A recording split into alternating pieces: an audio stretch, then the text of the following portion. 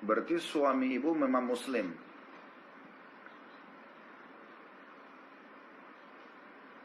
Suami ibu muslim berarti. Nah, baik. Pendorongnya adalah karena suami dan anak ya Bu ya.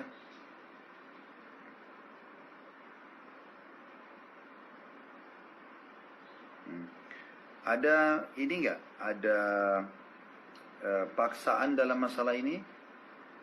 Atau ibu sendiri yang mau?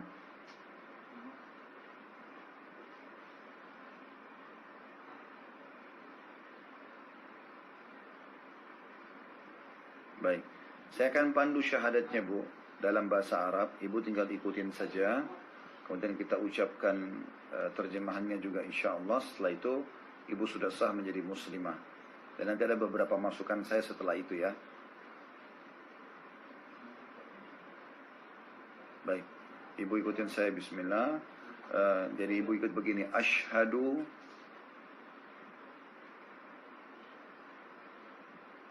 alla ilaha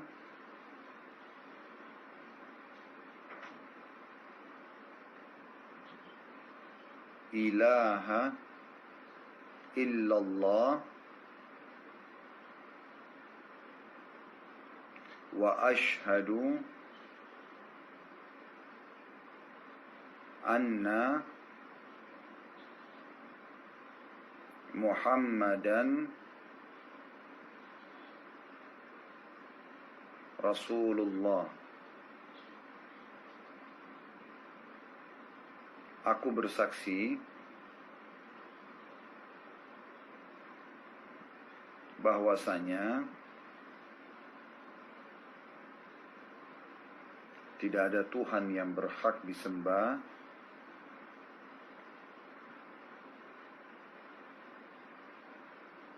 kecuali Allah.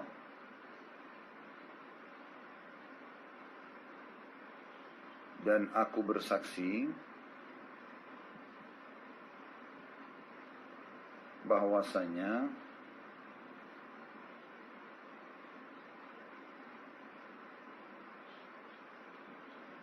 Muhammad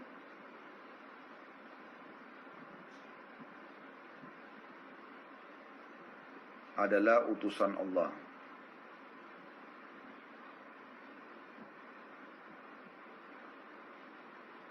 Alhamdulillah. Jadi dengan dua kalimat syahadat ini, Bu Maria sudah sah menjadi seorang muslimah.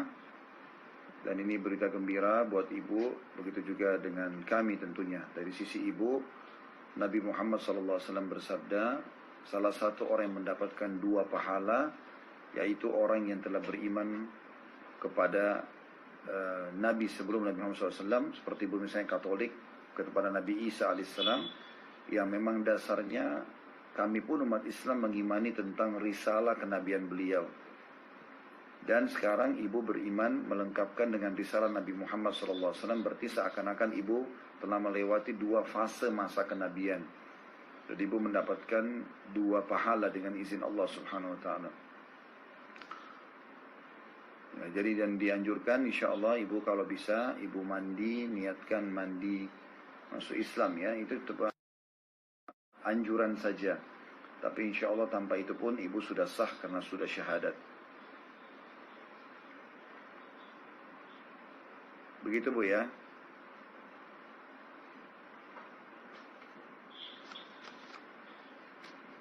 Ya baik. Selamat insya Allah. Lebih lanjutnya nanti ibu akan dihubungin sama suami dari teman-teman yayasan kami. Kami punya program Mu'allaf Care insya Allah. Mungkin ibu bisa menerima beberapa buku, bingkisan dari kami insya Allah. Dan kalau mau konsultasi juga bisa sama teman-teman tim insya Allah. Baik, Assalamualaikum warahmatullahi wabarakatuh. Baik.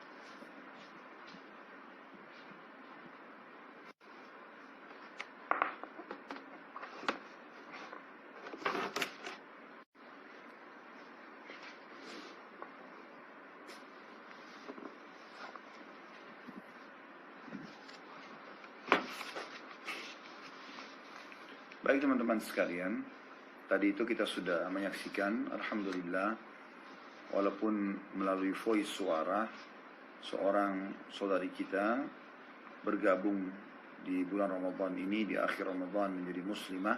Semoga Allah subhanahu wa ta'ala terima keislaman beliau dan juga menjadikannya istiqamah di atas agama Allah subhanahu wa ta'ala.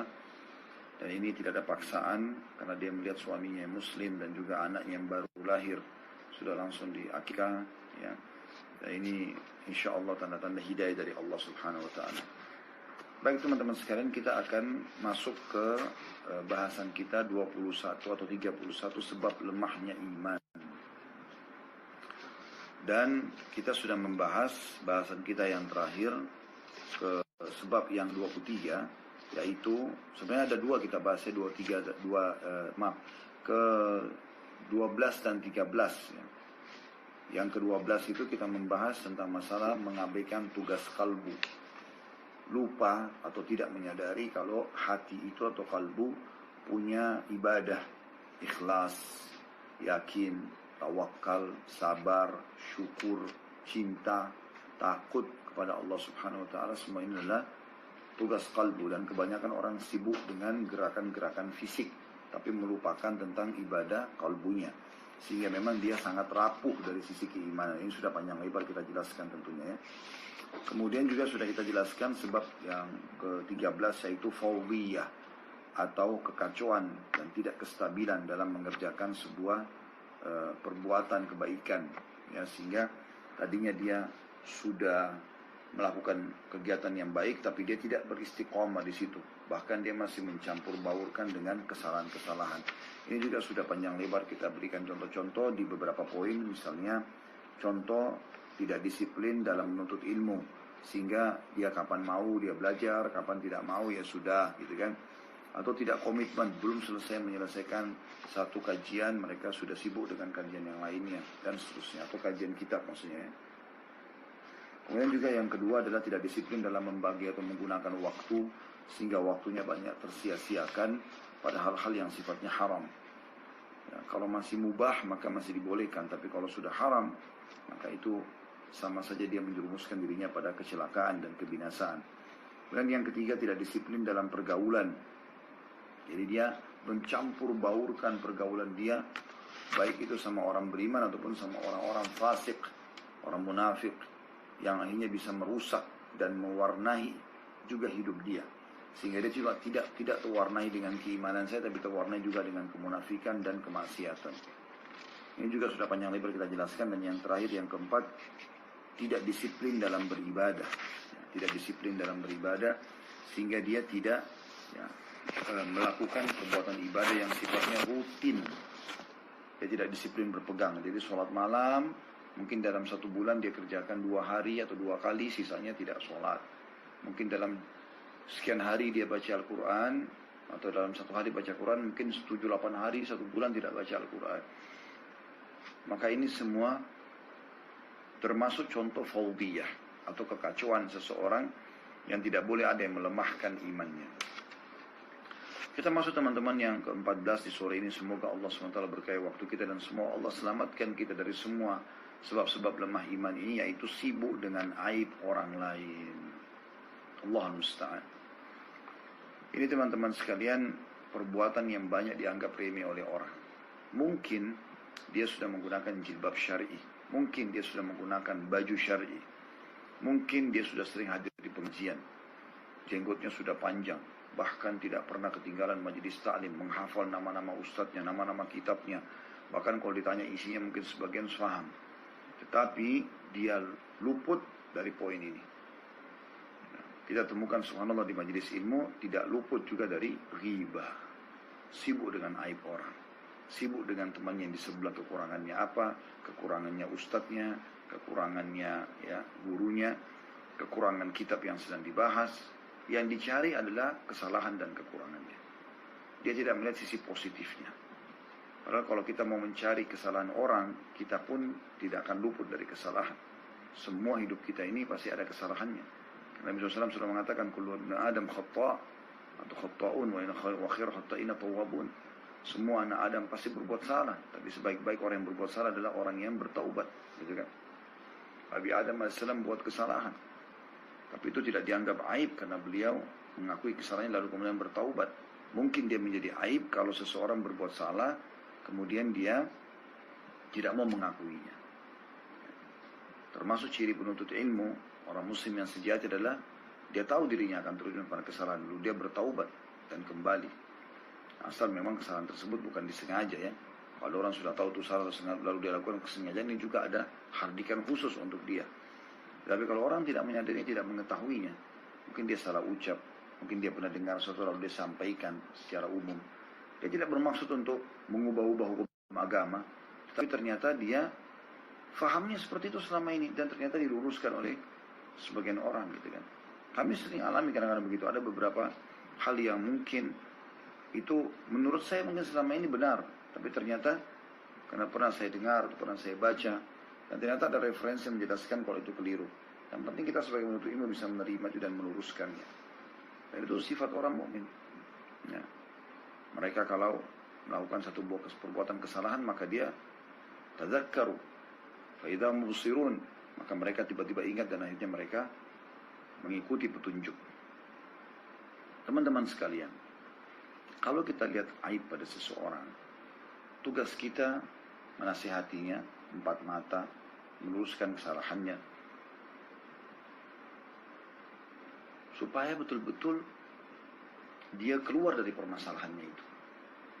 Kalau memang Anda karena Allah Subhanahu wa taala, Anda akan lakukan ini. Dan juga kita tidak sebarluaskan aib itu. Walaupun aib itu sudah menyebar ke sana sini, kita harusnya nasihati lillahi ta'ala. Kita datang, nasihatin dia, luruskan kesalahannya. Kalau dia terima, alhamdulillah. Kalau dia tidak mau terima, dari situ baru boleh ada tahdzir, peringatan yang diberikan kepada dia. Banyak sekali teman-teman sekalian, kita dilarang dalam ayat Al-Quran, dalam hadits Nabi SAW, kita dilarang untuk sengaja mengorek-ngorek aib saudara kita muslim. Di awal pertemuan kita teman-teman, mari sama-sama kita buka surah Al-Hujurat, yang insya Allah memberikan gambaran kepada kita tentang masalah larangan ini.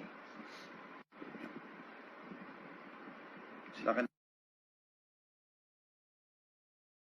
Sampai pagi hari Nabi SAW pernah tidak masuk rumah lambat. Kemudian setelah itu beliau masuk rumah, Aisyah tanya, ya Rasulullah, kenapa Anda telat masuk? Tadi sudah depan pintu. Kata Nabi SAW, tadi bersamaku Jibril dan di depan pintu rumah ada anjing. Jibril tidak mau masuk sampai anjing itu pergi. Jadi ada anjing dan gambar. Gambar masuk dalamnya foto di sini kalau dipajang ya. Tapi kalau Anda masukkan ke dalam album itu lain. Tapi kalau sudah dipajang di tembok, ini jadi hukum syar'i tersendiri. Dan saya termasuk pribadi yang berpegang pada pendapat ini ya. Maka Allahu a'lam, Anda berusaha nasihatin, berusaha minimal di kamar Anda sendiri. Kalau Anda sebagai anak tidak ada itu, Anda sholat itu insya Allah mudah-mudahan dapat Lailatul Qadar biidznillah. Seorang hamba Allah, akhwat 24 tahun dari Papan, masih mencari pekerjaan. Bismillah Ustaz, mau tanya gimana menyikapi orang ortu ikhwan yang belum merestui anaknya bersama akhwat ini, dikarenakan akhwatnya single parent. Dan di awal ikhwan tidak jujur ke ortunya jikalau ikhwan ini single parent. Pas waktu pembicaraan keseriusan ke orang tua ikhwan, barulah akhwat ini yang bercerita jikalau dia single parent dan orang tuanya kaget dan sampai sekarang gak ada kejelasan lagi. Sudah 2 bulan lalu. Mohon solusinya Ustaz. Jazakallah khair. Jangan jadi beban. Bagus ini. Ukhti mau terus terang, bagus. Supaya tidak jadi PR. Sekarang kalau Anda tidak terus terang, lalu kemudian setelah menikah baru ketahuan, lalu disuruh ceraikan, bagaimana? Kan lebih baik sekarang, alhamdulillah. Gitu kan. Sangat bagus kejujuran. Kata Nabi SAW, alaikum bis-sidq, wa inna sidqa yahdi ilal bir. Selalulah kalian jujur, karena jujur akan membawa pada kebaikan. Wa inna birra yahdi ilal jannah. Dan kebaikan itu pasti akan membawa ke dalam surga. Wa la yazalu rajulu yatasaddaq, wa la yazalu ar-rajulu yasduqu hatta yuktaba indallahi siddiqa. Dan seseorang terus saja jujur sampai dicatat di sisi Allah sebagai siddiq. Ya, salah satu tingkatan yang akan dekat sekali dengan para nabi-nabi dan para syuhada di hari kiamat di surga nanti. Maka nggak ada masalah, nggak usah khawatir soal itu. Anda sampaikan apa adanya, tidak ada jawaban ya sudah. Anda istikharakan kepada Allah Subhanahu Wa Taala, minta supaya kalau ini baik dilanjutin, kalau ini buruk maka digantikan insya Allah. Seorang hamba Allah, akhwat dari Labesi, Sulawesi Selatan, pelajar. Assalamualaikum warahmatullahi wabarakatuh. Ustaz, bagaimana jika orang tua ingin membayar puasa yang bolong, tapi dia lupa berapa bolong puasanya, karena dulu dia belum mengetahui hukumnya. Diperkirakan kira-kira utang puasa yang paling banyak yang mana, maka diprediksikan itu, lalu dibayarlah itu insya Allah. Selanjutnya, Ismail, seorang ikhwah 25 tahun Cikarang, karyawan swasta. Assalamualaikum warahmatullahi wabarakatuh. Ustaz, semoga Ustaz dan keluarga diberi kesehatan dan keselamatan. Allahumma amin. Jazakallah khair doanya. Dan semoga kita semua dapat doa ini insyaAllah. Mau tanya Ustaz, hukumnya membaca Yasin Fadilah bagaimana Ustaz? Ibu saya istiqomah membaca Yasin Fadilah setelah selesai sholat subuh, sedangkan itu tidak ada tuntunan dari Rasulullah SAW. Jazakallah khair. Membaca Al-Quran adalah sesuatu yang baik, ibadah kepada Allah SWT. Dan sunnah Nabi SAW adalah membaca seluruh Al-Quran. Dari mulai Al-Fatihah, ayat kursi, Al-Fatihah, Al-Baqarah, Al-Imran, terus ya, bersambung An-Nisa, Al-Ma'idah, Al-An'am, dan sampai An-Nas. Dan Yasin masuk di dalamnya, misalnya itu. Ya, Allahu a'lam, itu yang saya tahu. Jadi lebih baik dibaca dari keseluruhannya. Assalamualaikum warahmatullahi wabarakatuh. Semoga Allah senantiasa melindungi Ustaz Halid beserta keluarga dan juga semua tim KHB. Allahumma amin. Seorang hamba Allah, guru 35 tahun Jawa Tengah, bertanya, bagaimana caranya ikhlas menjadi istri salihah dan tidak mengungkit kezaliman suami karena suami berusaha berubah, sudah minta maaf juga, tapi hati merasa belum bisa memaafkan Ustaz dan terbayang kezalimannya itu terus menerus. Dalam hati kadang masih ada rasa benci, dan apakah saya berdosa? Mohon sarannya Ustaz. Jazakallah khair. Saya sarankan ibu membaca surah Al-Imran, surah nomor 3 ayat 134. Sekali lagi Al-Imran, surah nomor 3 ayat 134. A'udzubillahi minasyaitonirrajim. Alladzina yunfikuna fis sarra'i wad dharra'i wal qadhimina al-ghaidha wal 'afina 'anil nas wallahu yuhibbul muhsinin. Orang-orang yang muttaqin itu, orang yang bertakwa, karena 133 menjelaskan tentang orang yang bertakwa yang dijanjikan surga adalah mereka yang suka menginfakkan harta mereka dalam keadaan sempit ataupun lapang, dan mereka qadhiminal ghaidh, bisa menahan emosi justru pada saat dia bisa melampiaskannya, dan juga suka memaafkan orang lain, dan Allah menyukai orang berbuat kebaikan. Maka itu sebuah kebaikan ibu memaafkan kesalahan, apalagi suami, apalagi dia mau berubah. Kalau dia cuma menipu ibu, minta maaf, ulangi lagi, minta maaf, ulangi lagi, ya itu haknya ibu untuk tidak bersama lagi. Tapi kalau orang mau baik, ya sudah. Nabi Adam AS saja buat salah gitu kan. Tapi dia mau bertobat, maka itu kebaikan insya Allah. Masalah ibu masih membayangkan tutut ibu tidak berdosa, itu kan susah dihilangkan. Tetapi ibu berdoa kepada Allah Subhanahu Wa Taala supaya Allah ganti rasa benci ini dengan kebaikan. Kita kan dalam Islam, teman-teman sekalian, diajarkan dan dipandu, kalau ada orang berbuat salah dengan kita, kemudian dia minta maaf dan dia coba perbaikin, maka yang kita kenang adalah sekarangnya, bukan yang lalunya. Memang begitu. Umar bin Khattab sering saya kasih contoh radhiyallahu anhu, benci Islam sebelum masuk Islam. Tapi apa yang terjadi setelah masuk Islam? Dia memperjuangkan agama Islam dan segala macam. Tidak ada lagi sahabat yang mau mengenang masa lalunya Umar. Orang lihat sekarang ke depan, ternyata kiprahnya sangat luar biasa. Kalau suami ibu sekarang sudah menjadi suami yang baik, soleh, rajin ibadah, lu tuh mau memperbaiki keadaannya, sudah selesai. Udah lupain aja itu, buka lembaran baru. Buka lembaran baru. Nah begitu memang sifat orang beriman ya. Dan seorang akhwat, Triana, 21 tahun Jakarta, karyawan swasta, saya mau tanya tentang janin yang di dalam kandungan, apakah wajib dizakatin atau tidak? Terima kasih. Yang saya tahu kalau sudah sampai 4 bulan ya, sudah ada ruhnya, maka insya Allah ada zakat fitrahnya. Allahu a'lam. Seorang hamba Allah, akhwat 21 tahun Tangerang Selatan, mahasiswi. Bismillahirrahmanirrahim. Assalamualaikum warahmatullahi wabarakatuh. Ustaz izin bertanya, saya dulu mulai haid ketika kelas 2 SMP, usia 13 tahun. Di saat itu saya masih anak-anak SMP dan belum terlalu faham tentang pentingnya menjaga sholat 5 waktu beserta hukumnya. Bagaimana Ustaz untuk membayar sholat-sholat dulu, baik sengaja atau tidak sengaja pernah saya tinggalkan.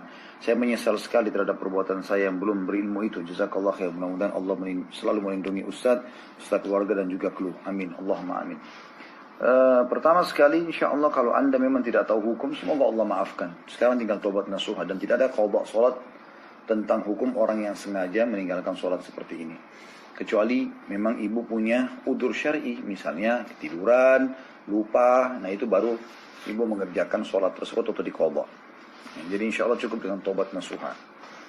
Seorang hamba Allah, akhwat 35 tahun Samarinda, ibu rumah tangga. Assalamualaikum warahmatullahi wabarakatuh. Apakah boleh jika seorang istri mempercantik diri, misalnya operasi payudara yang dikarenakan sudah tidak seindah dulu? Kata suami yang menginginkan itu agar istrinya tetap cantik. Dan apakah seorang istri tetap wajib menaati suami meskipun dia tidak sholat dan masih ada perbuatan yang haram dilakukan? Tadi pernah saya tanyakan ya kepada guru kami, Syekh Ziyad Abadi Hafidahullah, tentang masalah orang yang mengubah. Ada orang yang mengubah total, secara totalitas dia ubah semuanya, ya, sehingga dia berubah jadi wajah A ke wajah B, maka itu hukumnya haram dalam Islam. Kecuali satu keadaan, yaitu memang dia dasarnya kena luka bakar, kena bangunan runtuhan, sehingga hancur, memang nggak bisa lagi diperbaiki wajahnya, maka harus operasi plastik mungkin yang memang membuat dia akhirnya baru bisa jalan di tengah-tengah masyarakat gitu kan. Jadi bukan dasarnya sudah bagus tapi diubah menjadi lebih bagus, itu bukan begitu. Maka itu hukumnya boleh ya kalau dia seperti ini keadaannya. Tapi kalau tidak ada udurnya tadi, bukan karena tertimpa bangunan, bukan karena luka bakar dan seterusnya, maka itu tidak boleh hukum asalnya. Kemudian bagaimana dengan orang yang hanya memperbaiki saja, merapikan, seperti gigi yang berantakan lalu dipakai behel gitu kan. Kemudian rambut mungkin yang kena bakar dirapikan gitu kan, atau rambut yang keriting mau diubah menjadi lurus, tapi ya dia hanya sekedar posisinya rambut sama persis, cuma seperti itu, atau mau warnai dengan warna yang lain. Ini semua hal yang dibolehkan dalam syariat gitu kan. Nah di sini masalah maaf payudara ini perlu ditelusuri kenapa gitu loh, apa sebabnya. Nah ini dilihat dulu tentang masalah bahan-bahannya dan segala macam, itu perlu ditelusuri semua hukumnya, baru kita bisa jelaskan insya Allah. Dan izinkan saya nanti teman-teman tim tolong dicatat lagi kembali. Saya akan coba pastikan kembali supaya ibu juga tenang dan kita semua yang mendengarkan ini juga bisa lebih tenang. Saya akan tanyakan insya Allah, bi'inillah, dengan izin Allah besok malam saya jawab ya. Khusus masalah ini, ikhwani tolong ya. Ini dari ibu di Samarinda ini. Selanjutnya, seorang akh namanya Rizki, 22 tahun, Jayapura, mahasiswa. Assalamualaikum warahmatullahi wabarakatuh. Saya mau bertanya, yang pertama, apakah pada saat sujud dalam sholat kita boleh berdoa sesuai hajat yang kita inginkan? Kalau dalam sujud juga termasuk waktu mustajab dalam berdoa. Kalau dalam bahasa Indonesia saya khawatir ini ya, maka lebih baik dihindari. Allahu a'lam. Yang saya pernah tahu kalau dalam bahasa Arab pun masih ada yang bolehkan, tapi di sholat sunnah. Sholat wajib kalau pakai bahasa Indonesia ini khawatirnya, karena belum pernah ada dalil masalah itu, lebih baik jangan ya. Yang kedua, apakah dalam sholat istikharah pada rakaat pertama diwajibkan membaca surah Al-Kafirun? Setahu saya tidak ada yang diwajibkan, karena sholat istikharahnya sendiri sunnah. Apalagi bacaan surahnya juga sunnah ya. Assalamualaikum warahmatullahi wabarakatuh. Seorang akhwat ibu rumah tangga dari Malang, 39 tahun, bernama Hana, izin bertanya Ustaz, bagaimana hukumnya jika seorang suami mengucapkan cari saja laki-laki lain yang bisa bahagiakan kamu? Apa termasuk tolak? Jazakallah khair. Ini tergantung niatnya, niat suaminya apa. Kalau niat suaminya menceraikan, itu bisa jatuh tolak ya. Ini termasuk lafaz-lafaz yang tertuju kepada tolak. Tapi kalau dia tidak niat menceraikan, dia hanya mengatakan misalnya istri ini selalu rewel aja terus, kamu gak cocok sama saya, kamu begini, kamu begitu, pulangkan saya ke rumah orang tua. Akhirnya suaminya kena jengkel mengatakan, baik kalau gitu carilah laki-laki yang bisa bahagiakan kamu, karena kemampuan saya sebatas ini, saya juga manusia biasa. Maka itu kalau dia niatkan hanya sekedar, ya sudah kalau gitu kamu cari jalan aja gitu. Dan ini berbahaya ya, karena ucapan ini teman-teman sekalian, kalau dia niatkan tolak terjadi, dan di sini atau bisa paling tidak masuk dalam bab khiyarnya.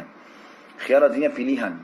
Sekarang kalau dia bilang, kalau misalnya istri mengatakan gini, kita lebih baik tidak sama-sama saja. Lalu kata suaminya, ya terserah kamu. Nah dia sudah berikan kepada istrinya, kalau istrinya mengajukan perceraian berarti punya hak di sini. Makanya tidak boleh sembarangan dalam masalah-masalah seperti ini ya. Allahu a'lam. Jadi saya sarankan di sini ibu coba muhasabah, introspeksi diri. Kenapa suami bilang itu? Mungkin suami merasa terbebani dengan ibu. Coba, gitu kan. Dan ibu coba lebih qanaah, lebih merasa syukur dan menerima apa yang Allah SWT berikan dari dia. Nikmati saja suami yang sudah ada sekarang. Toh juga kita bertugas hanya sampai ajal datang. Gitu kan. Bukan cuma kita yang punya cobaan dalam rumah tangga. Banyak sekali orang punya cobaan dalam rumah tangga. Banyak sekali. Ya. Dengan pasangannya, dengan iparnya, dengan mertuanya. Disitulah diuji keimanan kita. Kita harus bersabar. Seorang akhwat di Jakarta, namanya Nisa, 24 tahun. Seorang akhwat domisilinya di Kalimantan, ya, pekerjaan pedagang, 24 tahun. Pertanyaan setelah Assalamualaikum warahmatullahi wabarakatuh. Saya ingin bertanya tentang prioritas berbakti kepada orang tua di bulan Ramadan. Sebenarnya di bulan Ramadan ini saya sudah planning, bahkan sebelum Ramadan datang, untuk beribadah dengan sebanyak mungkin semampu saya. Namun orang tua saya yang seorang pedagang lebih suka menyibukkan diri mencari uang siang dan malam. Saya ingin dapat pahala berbakti kepada mereka. Namun di sisi lain mereka pun tujuannya bersifat duniawi. Sehingga saya pun merasa lebih sulit istiqomah di bulan puasa dengan amalan sunnah yang sudah saya planning.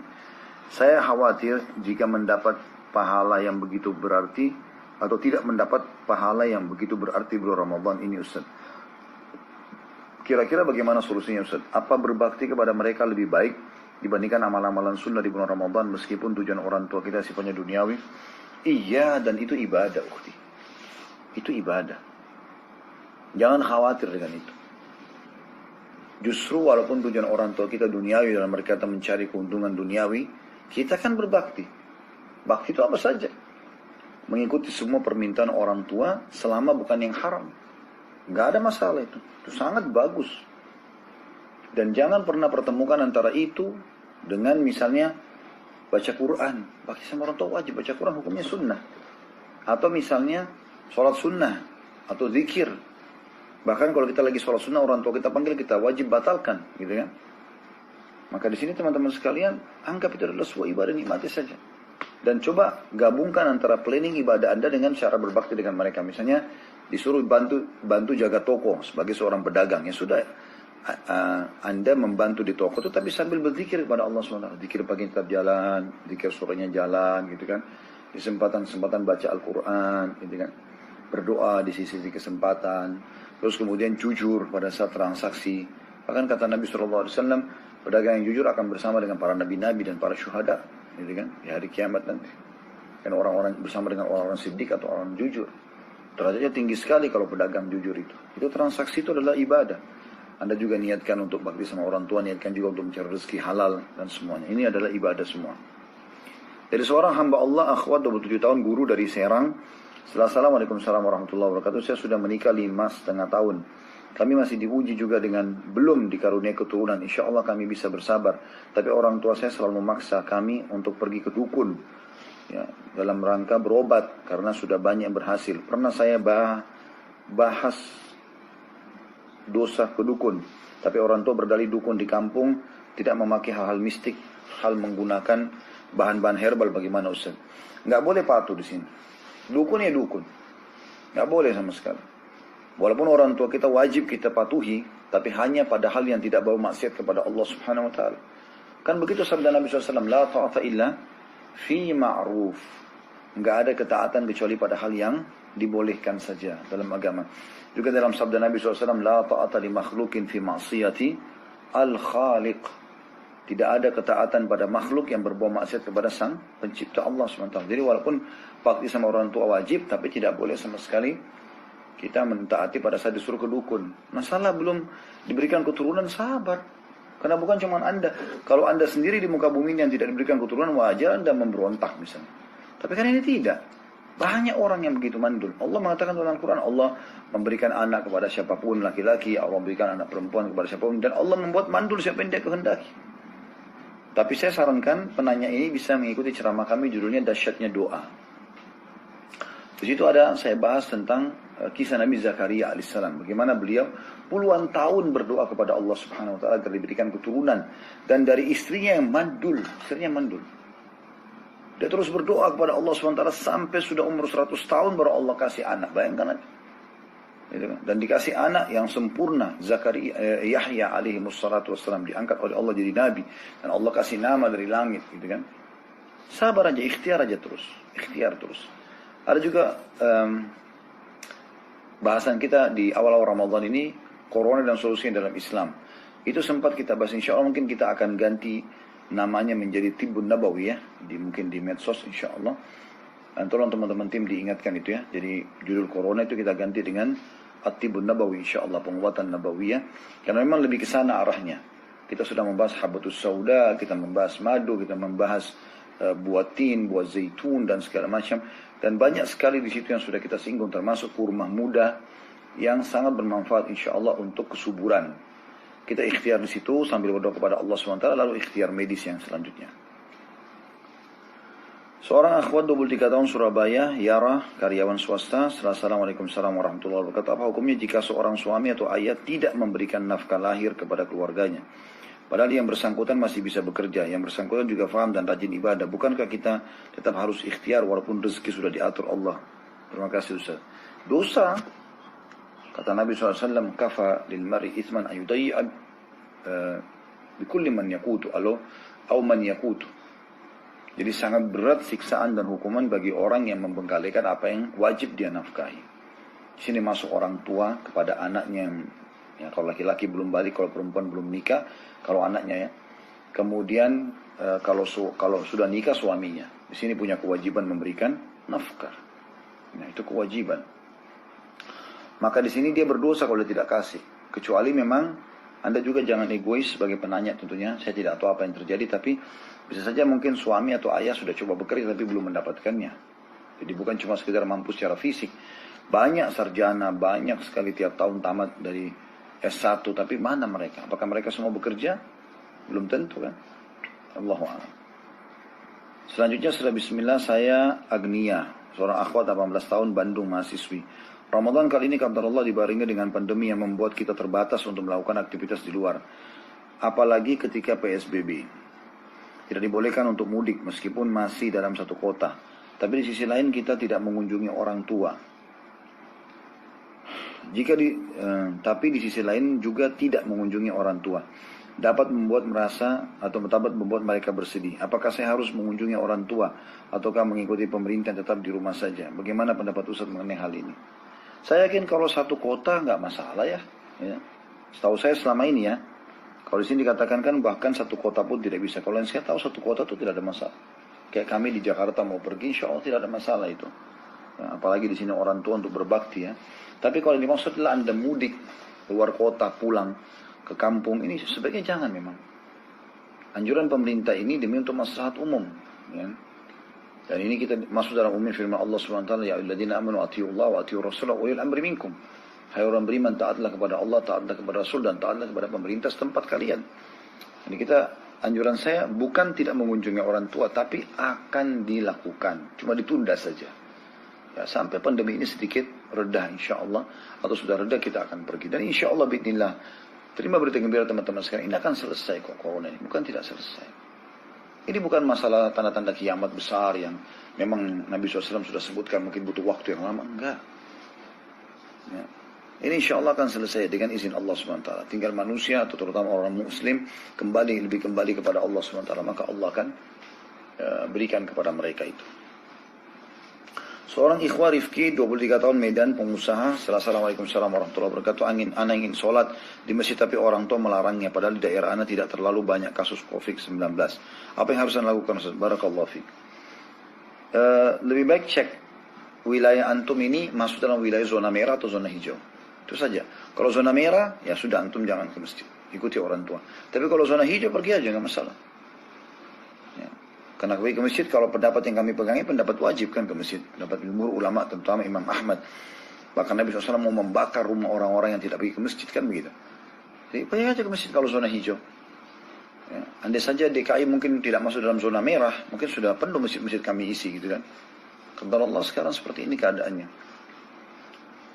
Jadi bukan karena tidak terlalu banyak kasusnya, tapi lihat penelitian itu. Kalau memang zonanya merah ya sudah, Anda sabar. Kalau zonanya hijau, maka nggak ada masalah.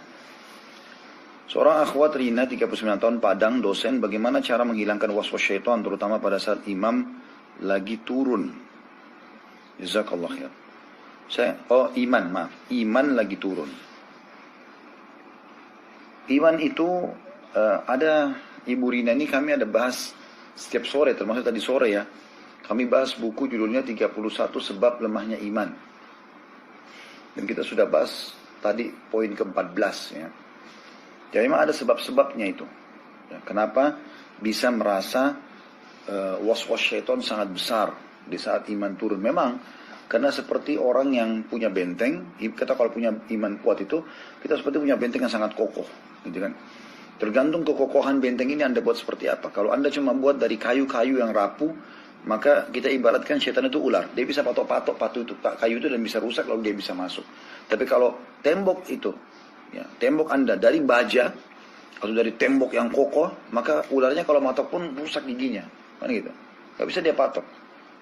Nah, tetapi orang yang memang sengaja membuat imannya turun dengan selalu lalai berbuat kemaksiatan. Karena kan dalam kaidah hadis sunnah wal jamaah, iman bertambah dengan ketaatan, berkurang dengan kemaksiatan. Makin kita taatkan diri kita seperti sekarang Ramadan, kita rasa lebih dekat dengan Allah SWT. Karena ibadah kita makin meningkat. Dosa pun kita tutup. Nah, ini akan meningkat keimanan. Atau orang buat dosa, dia naikkan, imannya turun. Tidak bisa ketemu ini kan gitu. Nah di sini, kalau iman, orang buka pintu maksiat, berarti dia seperti benteng, dibuka pintunya lebar-lebar. Jadi semuanya bisa masuk. Ya musuh, ya kawan bisa masuk. Ini berbahaya buat dia. Berbahaya buat dia. Makanya, ibu jangan buka peluang setan menggoda agar terjerumus dalam kemaksiatan. Karena kalau dibuka, jadi masalah. Karena tontonan, apa yang didengar, apa yang dibicarakan, yang berbau maksiat itu pasti berpengaruh pada kejiwaan. Kita semua bisa rasakan itu. Anda tonton tontonan yang mengundang syahwat, Anda akan terpengaruh kan gitu. Makanya jangan ditonton, udah tutup aja. Ya lalu semoga Allah maafkan. Dan semoga Allah jaga kita ke depan tidak mengulanginya. Gitu kan? Karena kalau kita tonton pasti terpengaruh. Tidak mungkin tidak. Mata kan konek ke hati. Kita dengar sesuatu. Maka ini kan konek ke hati telinga. Kita ucapin sesuatu. Kata-kata menggoda. Masuk dalam konek hati. Pasti terpengaruh. Tak bisa enggak. Ya, Allahu a'lam. Jadi coba saran saya. Jalankan hadits Nabi SAW. Iman itu ada saatnya dia turun. Kata Nabi SAW. Maka siapa yang pada saat imannya turun. Lagi jenuh misalnya. Ya, maka di situ dia kalau dia berada di atas sunnahku maka dia mendapatkan petunjuk. Tapi kecelakaan bagi orang tentu yang jauh dari sunnah Nabi SAW. Justru pada saat iman lagi lemah, ibu sekarang harus lebih ekstra ya beribadah. Jangan kalau kita lagi kan itu lagi diserang sama syaitan. Jangan kalau kita lagi diserang kita tambah menyerah, ya tambah matilah kita. Tapi kita berusaha menangkisnya. Orang menyerang nangkis berusaha pada saat itu berpikir keras bagaimana bisa meningkatkan serangan supaya serangan musuh berkurang karena kita balas menyerangnya, gitu kan? Sebagaimana pepatah mengatakan sebaik-baik pertahanan justru penyerangan. Kita serang balik dia dengan beribadah. Saya pernah kasih kiat itu di awal-awal kita bahas tema kita ini atau ceramah-ceramah kita ini. Kalau teman-teman lagi malas misalnya wudhu sebelum tidur, justru pada saat itu bangun wudhu. Pada saat malas baca Quran, justru pada saat itu ambil Al-Quran baca. Lagi malas zikir, justru pada saat itu zikir. Karena pada saat itu Anda lagi diserang. Jangan Anda pasrah, kalau Anda pasrah maka Anda akan kalah. Tapi solusinya adalah Anda lawan itu. Justru pada saat itu lakukan. Dan pada saat kita lakukan perlawanan, selesai, clear. Syaitan berarti kalah pada saat itu. Dan dia lemah kok. Allah SWT mengatakan, Inna kaida syaitani kana dha'ifa. Tipu daya syaitan itu sangat lemah. Jadi dia nggak kuat sebenarnya. Bisa kita kalahkan. Dari seorang ikhwah, Ridho Juliansyah, 26 tahun, Palembang, buruh harian lepas. Assalamualaikum warahmatullahi wabarakatuh. Ustaz mau bertanya, bulan lalu saya baru membangun batu nisan atau pedapuran nenek saya yang sampai saat ini belum selesai. Tapi saya baru tahu beberapa hari ini kalau dilarang untuk membangun di atas kuburan. Saya bingung nanti kalau pekerjaan tersebut tidak saya selesaikan, saya akan ditegur keluarga saya. Bagaimana cara saya menjelaskan kepada keluarga saya kalau membangun batu nisan di atas kuburan itu dilarang? Jazakallah. Apa adanya? Perlihatkan saja, ya, perlihatkan saja ke keluarga dalilnya. Anda terus artikel masalah itu. Kan hadis itu jelas sekali ya. Hadis itu jelas sekali. Ada di sini ikhwah Riyadhus Shalihin yang berwarna merah, yang 5 jilid apa? Coba lihat jilid 5-nya, yang terakhir sekali. Ya, itu yang di bawah sepertinya. Dia di bawah lagi yang warna merah. Yang dia berseri banyak itu. Ya, seingat saya ada jilid 5 ya ini.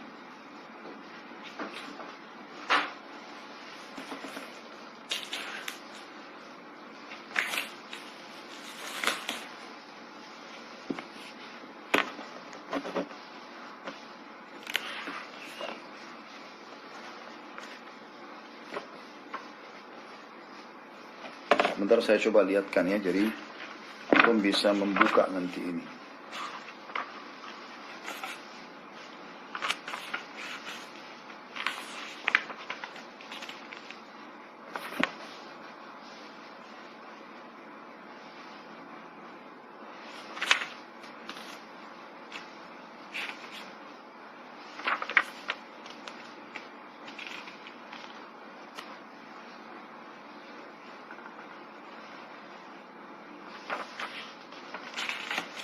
Coba Dimas tolong antum bantu carikan ini. Antum cari, Anda sambil menjawab pertanyaan yang lain tentang hadis tentang larangan untuk membangun batu bangunan di kuburan ya. Insyaallah ridho nanti akan saya sebutkan hadisnya dan antum bisa lihat nanti di Riyadhus Shalihin di halaman tertentu yang akan kita sebutkan insyaallah ya. Dan juga antum bisa cari artikelnya, dan setelah ada artikel jelaskan saja apa adanya. Kalau saya setelah membacanya ternyata ini adalah larangannya gitu kan. Jadi mohon maaf mungkin saya tidak, bagaimana kalau kita tidak usah lakukan ini. Kita buat gundukan tanah aja dan berikan masukan. Semoga Allah berikan hidayah. Itu saja yang bisa saya bahasakan insyaAllah. Dari seorang akhwat Aisyah 18 tahun Semarang mahasiswi. Assalamualaikum warahmatullahi wabarakatuh. Saya ingin bertanya bagaimana caranya agar menghilangkan kebiasaan lebih mementingkan urusan dunia. Saya sering sholat dan ngaji cepat-cepat agar bisa selesai segera menyelesaikan tugas kuliah Ustaz. Ini waswas syaitan. Coba sekarang lawan, balik. Mulai sekarang kalau Anda sedang belajar ya, atau Anda sedang mau melakukan apapun, mau belajar, mau kumpul sama teman, mau apa saja, coba kalau lagi sholat misalnya, walaupun sholat sunnah, sholat duha misalnya, coba fokus, tidak usah terganggu dengan itu. Selesaikan sampai maksimal baru Anda lakukan. Saya sering lakukan itu ya. Subhanallah, urusan dunia selesai semua. Sangat mudah. Tapi kalau terbalik, kita buru-buru sholat Allah Akbar hanya karena mau meeting, itu kurang berkahnya. Bahkan mungkin tidak diberkahi oleh Allah Subhanahu Wa Taala. Dan memang harus dilawan itu. Ya. Jadi insya Allah bismillah, coba ya, selalu dahulukan haknya Allah baru urusan dunia. Dalam pepatah dikatakan siapa yang mengejar akhirat, dunianya akan ikut. Siapa yang mengejar dunia, akhiratnya akan luput. Kan gitu.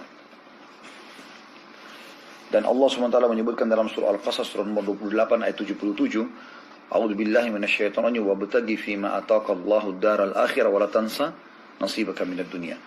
Kejarlah apa yang Allah janjikan untukmu di akhirat nanti dan jangan lupakan bagianmu dari dunia. Di sini Allah dahulukan akhirat dari dunia. Gitu kan? Seperti itulah. Bahkan kata Nabi SAW renungi ini, ya penanya ukhti Aisyah, kata Nabi SAW, perbedaan antara dunia dan akhirat, ya, itu ibaratnya seperti jari telunjuk yang dicelupkan ke lautan, kemudian diangkat. Lihatlah yang tersisa dari air yang ada di jari-jari. Itulah dunia, lautan ini adalah akhirat. Makanya Allah SWT mengatakan dalam banyak ayat Al-Quran, walal akhiratu khairun wa abqa, gitu kan. Akhirat itu lebih baik dan lebih kekal. Seperti itulah. Selanjutnya dari, oh ya, ini sudah ada ya. Jadi ada bab khusus di bab 348 dari kitab Riyadhus Shalihin. Ya.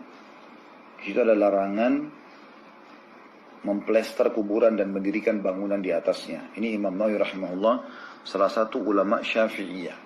Beliau menyebutkan di hadis nomor 1767 bunyinya an Jabirin radhiyallahu anhu qala naha Rasulullah sallallahu alaihi wasallam an yujassasal qabru wa an yuq'ada alaihi wa an yubna alaihi. Rawahu Muslim. Dari Jabir radhiyallahu anhu dia berkata Rasulullah SAW melarang memplester kuburan, duduk dan membangun sesuatu di atasnya. Ya. Dan ini disebutkan juga oleh Imam Muslim di nomor 970. Yujassas artinya dikapuri atau dibentuk, diwarnai, dinamai dan seterusnya. Yubna alai adalah mendirikan kubah atau bangunan di atasnya. Jadi ini hadis yang menjelaskan masalah itu ya. Sekali lagi di hadis nomor 1767 di bab 348 dari kitab Riyadhus Shalihin. Ya. Mungkin cukup sampai sini ikhwah, jangan ditambah lagi pertanyaannya. Sudah menjelang jam 9. Dari Akh Rizki, 24 tahun Medan, staf. Ya. Assalamualaikum warahmatullahi wabarakatuh. Akhi, Ana ingin bertanya, Ana bekerja di salah satu sekolah. Saat ini kami lagi penerimaan peserta didik baru dan saya menjadi panitianya. Dan sudah menjadi tradisi di sekolah ini bagi guru dan panitia bisa memasukkan anaknya dan dijamin masuk. Dan saya ingin memasukkan anak tetangga saya karena saya punya jatah. Dan tetangga saya setelah saya memasukkan anaknya, saya diberi uang ucapan terima kasih. Yang jadi pertanyaan saya, apakah uang tersebut haram? Pertama gini, jatah ini buat apa? Kalau jatah ini buat kerabat anak Anda atau anak Anda saja, maka nggak boleh Anda alihkan ke orang lain. Itu dulu. Tapi kalau misalnya semua orang yang bekerja itu bisa memasukkan siapa saja yang dia mau direkomendasikan, pokoknya dia masukkan 1 atau 2 anak per tahunnya, maka itu berarti Anda punya hak di situ. Itu dulu jawaban yang pertama. Yang kedua, kalau Anda diberikan uang. Di sini tergantung, uangnya ini apa? Kalau uang ini dikasih dari awal Anda berikan syarat, saya akan bantu ya, tapi nanti saya dikasih bayar sekian. Itu haram. Rishwah, sogok menyogok. Anda bantu ya bantu. Makanya dalam Islam itu teman-teman kita harus mendahulukan sosial daripada ekonomi. Ya, kita harus dahulukan sedekah daripada menabung. Kita membantu orang. Selalu yang kita pikirkan teman-teman, pahala apa yang saya bisa dapat dari orang ini. Jangan terus-menerus berpikir balasan apa dari dia. Sehingga kita selalu berat mengerjakan kalau tidak ada nilai rupiahnya atau nilai duitnya. Kalau misalnya Anda tidak mau apa-apa, tidak ada syarat apa-apa, dan tiba-tiba saja setelah selesai semua diterima sebagai tanda terima kasih, dia kasih Anda baju, dia kasih Anda uang, dia kasih segala macam, dan tidak ada hubungannya sama sekali dari awal, tidak diminta, mudah-mudahan itu tidak apa-apa insya Allah. Ya. Selanjutnya setelah salam, Waalaikumsalam warahmatullahi wabarakatuh. Seorang akhwat Via, 23 tahun, Depok, karyawati. Saya mau tanya Ustaz, apakah pergi ke makam harus membawa bunga dan disebarkan di makam yang sedang kita kunjungi, semisal makam ibu mertua? Saya bingung Ustaz, soalnya saya pernah dengar di majelis salim katanya kalau menyebar bunga di makam sama dengan menyebar ulat-ulat bagian di dalam kubur. Apakah itu benar Ustaz? Syukran jazakallah khair. Kalau menyebar ulat saya tidak tahu. Tetapi menaruh bunga di atas kuburan, ini belum pernah ada sunnah dari Nabi SAW. Nabi SAW berulang-ulang dalam setiap minggu pasti mengunjungi Baqi. Belum pernah ada satupun riwayat dijelaskan Nabi SAW taruh bunga di atasnya. Begitu juga Nabi SAW sering mengunjungi syuhada Uhud. Tidak pernah Nabi berikan bunga di atasnya. Belum ada riwayat masalah dan itu kan harusnya ternukil kepada kita. Kalau kasus masalah Nabi SAW pernah menancapkan pelapa kurma di kuburan, gitu kan? Ini bukan dalil boleh taruh tanaman atau bunga di kuburan, karena ini mukjizat yang Allah SWT berikan kepada Nabi SAW. Gitu kan? Makanya tidak pernah dinukil setelah itu. Bahkan dari sahabat yang merawi hadis itu, kalau tidak salah Anas bin Malik radhiyallahu anhu, belum pernah ada riwayat beliau melakukan itu setelah Nabi SAW meninggal. Dan Nabi SAW lewat dekat kuburan, dan itu ada beberapa sahabat ya yang bersama beliau, ada 3 atau 4 sahabat yang meriwayatkan, 3 kalau nggak salah sahabat yang meriwayatkan riwayat ini yang mirip serupa. Nabi SAW lewat di 2 kuburan, lalu beliau mengatakan sungguhnya 2 penghuni kuburan sedang disiksa. Ya, kemudian beliau mengatakan datangkan untukku 2 pelapa kurma. Lalu beliau tancapkan, beliau bagi 2, beliau tancapkan. Lalu beliau mengatakan semoga azab mereka di kuburan diringankan selama daun ini atau pelapa ini belum kering. Ini adalah mukjizat Allah SWT untuk Nabi Muhammad SAW. Dan Nabi SAW melakukan ini tidak di semua kuburan. Gitu kan? Kalau seandainya setiap kali kita menancapkan pelapa kurma atau taruh bunga bisa meringankan adab siksa kubur itu, maka luar biasa enaknya kita langsung saja taruh ya, bunga. Setiap hari kita bawa bunga sebanyak mungkin, taburin di semua kuburan kalau itu memang bisa meringankan siksa.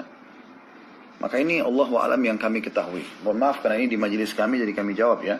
Tentu kalau ada teman-teman yang merasa kurang puas dengan itu boleh bertanya di majelis lain. Allahu a'lam, mungkin ada pendapat yang berbeda ya. Seorang akhwat 31 tahun dari Pindrang, Sulsel, Masnia, ibu rumah tangga. Ustaz, saya ingin sekali anak saya jadi anak yang soleh, penghafal Al-Quran seperti Ustaz, mohon doanya dan bagaimana caranya sebagai ibu mengajari anak saya umur 7 tahun menghafal Al-Quran dalam kurung tekniknya, karena anak saya orangnya aktif, susah duduk lama-lama. Saya sarankan jangan seperti saya Ibu Masnia, seperti para sahabat Nabi ya. Jangan saya terlalu banyak kekurangannya gitu. Jadi mohon kepada Allah SWT dijadikan anak yang super saleh, yang sangat saleh. Khalid Basalamah siapa? Seorang yang masih punya kekurangan. Saya minta teman-teman jangan mohon seperti ini. Seperti juga pernah ada yang mengatakan, Ustaz saya mau berikan namanya anak saya Khalid juga supaya seperti Ustaz. Saya bilang jangan seperti saya. Seperti Khalid bin Walid. Impiannya harus besar gitu. Ya, seseorang yang sangat luar biasa yang dia masuk surga dari sahabat Nabi, itu yang kita pikirkan. Allahu a'lam. Tapi kalau ibu menanyakan tentang bagaimana teknik mengajarkan anak-anak, saya pun masih belajar dalam masalah itu ya. Karena anak-anak saya memang masih kecil. Tapi alhamdulillah anak saya yang pertama sudah hafal 30 juz. Yang saya lakukan untuk sementara, karena saya sudah lakukan maka saya bisa berbagi, adalah saya bilang sama istri saya, setiap kali selesai sekolah anak ini, sekolah formalnya, selalu langsung ikutkan tahfidz Quran. Jadi anak itu setiap pulang habis duhur, dia pasti akan kami lanjutkan sampai menjelang asar sekolah tahfidz Qurannya. Terus saja seperti itu, ya. Sampai akhirnya alhamdulillah tidak terasa dia sudah hafal 30 juz. Itu yang metode yang santai maksudnya ya. Jadi di selang waktunya dia selalu itu. Dan alhamdulillah anak ini akhirnya selalu di lisannya mengulangi ayat-ayat Al-Quran, mengerjakannya di sholat malam. Alhamdulillah itu sangat bagus. Tapi kalau ibu mau lebih intens, memang harus ada dukungan dari semua sisi. Contoh saja, saya tanya kembali Ibu Masni, apa Ibu Masni di rumah sudah sering baca Quran depan anak? Itu seperti sederhana pertanyaannya. Anda tanya diri sendiri. Istri saya pernah baca Quran di depan anak, akhirnya anak saya walaupun belum bisa ngomong, dia ambil Al-Quran umiknya, lalu dia sering buka. Walaupun dia cuma ngoceh-ngoceh, nggak ngerti apa yang dia baca. Ngomong. Karena dia biasa melihat itu. Sudah pernah lihatkan anak itu? Sudah seringkah Anda melantunkan ayat Quran di depan anak? Karena harus ada dukungan itu kan, anak-anak itu melihat orang tuanya. Atau kalau tidak, kalaupun Anda masih belum mampu ke sana, maka minimal apakah Anda sudah panggilkan guru hafil Quran ke rumah? Panggil datang ke rumah. Privatkan, keluarkan uang, gak masalah untuk agama. Panggilkan. Jadi khusus, ini anak saya mau dia buat hafal Quran. Seperti itulah. Ya.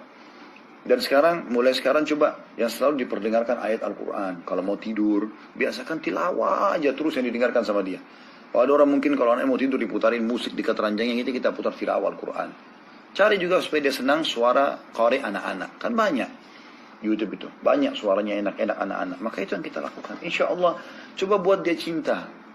Sebagaimana juga sering yang dijadikan hiburannya dia adalah ceramah, ya, ilmu. Supaya dia selalu dengarkan ceramah. Karena kalau tontonannya salah ini jadi masalah juga. Karena kami pernah coba semua metode itu ya. Kapan tontonan kepada anak-anak salah, maka ya terbentuk dari seperti tontonan itu. Allahu a'lam. Yang terakhir dari seorang ikhwah, Niki Rafael, 33 tahun, Tangerang Selatan, pengacara. Assalamualaikum warahmatullahi wabarakatuh.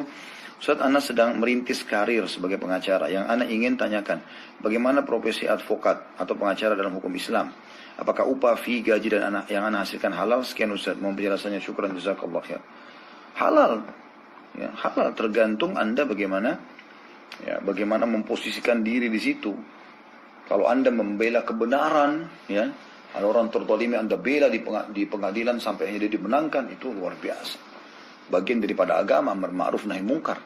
Posisi pengacara sebenarnya harus di situ. Makanya saya kan Anda pun disumpah untuk menjadi orang yang jujur, ya, tidak membela kebatilan dan seterusnya. Tapi kalau Anda gunakan ini justru orang yang sudah jelas-jelas salah lalu dimenangkan karena Anda punya lisan bisa berargumentasi, ini bahaya. Anda telah menanamkan diri Anda sendiri ya di lubang neraka yang sangat dalam. Karena Anda sudah melakukan banyak sekali kezaliman. Pertama, Anda berdusta pasti karena harus mendukung orang yang salah. Anda buat data-data palsu, belum menipu hakim, menipu segala macam. Belum juga Anda mendukung kezaliman orang yang zalim tadi ini. Belum Anda, dosa lain lagi adalah Anda menzalimi orang lain yang diambil haknya, kan gitu. Belum lagi Anda berikan harta haram kepada orang yang mengamalkan harta haram. Banyak sekali rentetan. Jadi saya pribadi, Allahu a'lam, saya mendukung semua teman-teman pengacara, notaris, tapi yang benar, gitu kan? Anda lakukan perbuatan yang benar. Anda tahu ini haram, jangan lakukan. Anda tahu ini halal, maka Anda dukung, insyaallah. Dan semua jadi halal kalau itu pun juga pekerjaannya dasarnya halal yang Anda sedang kerjakan. Mungkin begitu teman-teman sekalian, terima kasih dukungannya. Saya selalu mengingatkan teman-teman sekalian, ayo kita dukung sama-sama channel dakwah kita ini. Hanya dengan jempol Anda bisa mendapatkan pahala. Dan Allah menyuruh kita, wa ta'awanu 'alal birri wat taqwa, dan saling mendukung dalam ketakwaan dan kebaikan. Dan ini kebaikan tentunya. Dan dukung semua channel dakwah ya, supaya Anda bisa mendapatkan pahala-pahala dari para ustaz-ustaz kita ini, para dai-dai kita. Dan secara persentase masih sangat kecil orang yang mengikuti medsos agama ini.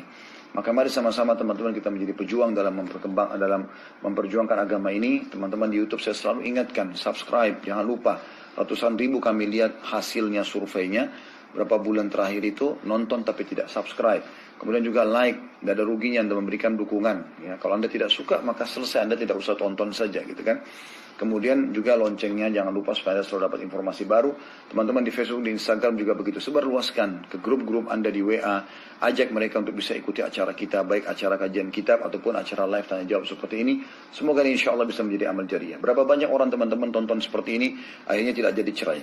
Akhirnya berdoa dan sholat istikharah supaya dilanjutkan rumah tangganya atau dia mendapatkan keturunan. Atau mungkin dia bisa sabar pada saat dia ditagih atau harus menagih piutangnya. Atau dia misalnya bisa dengan doanya membayar utangnya. Atau sembuh penyakitnya dan seterusnya. Segala macam hal yang dia bisa dapatkan karena ceramah atau solusi yang diberikan oleh para da'i. Dan Anda akan ikut pahala hanya dengan jempol saja. Allahu a'lam. Ini kemudahan dari Allah, jangan disia-siakan. Subhanakallahumma bihamdika asyhadu an la ilaha illa anta astaghfiruka wa atubu ilaik. Wassalamualaikum warahmatullahi wabarakatuh. Karunia dan nikmat bijaksana. Ayat 9-nya. Wa in ta'ifatani minal mu'minin iqtatalu fa aslihu bainahuma fa in baghat ihdahuma 'ala al-ukhra faqatilu allati tabghi hatta tafi'a ila amrillah. فإن فاءت فأصلحوا بينهما بالعدل وأقسطوا إن الله يحب المقسطين. Dan kalau ada dua golongan dari mereka yang beriman itu berperang, hendaklah kamu damaikan antara keduanya. Kalau dua orang yang ribut, yang kau lakukan adalah damaikan, bukan malah memperkeruh permasalahan atau mendengar hanya sepihak saja. Tapi kalau ada yang satu melanggar perjanjian terhadap yang lain, hendaklah yang melanggar perjanjian itu kamu perangi sampai surut, sampai kembali kepada perintah Allah. Kalau dia surut, damaikanlah antara keduanya menurut keadilan. Dan hendaklah kamu berlaku adil. Sesungguhnya Allah mencintai orang yang berlaku adil.